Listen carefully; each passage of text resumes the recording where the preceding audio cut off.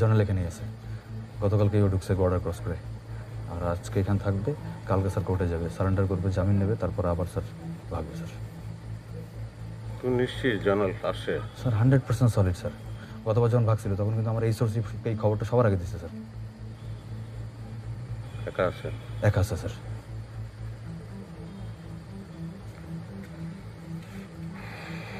মনে হয় জর্নাল তো এখন আসার কথা না, তিনটা মার্ডার কাছে আসামি, তারপরে একটা কাউন্সিলরের। এখন ধরা খাইলে এখানে খেলা শেষ।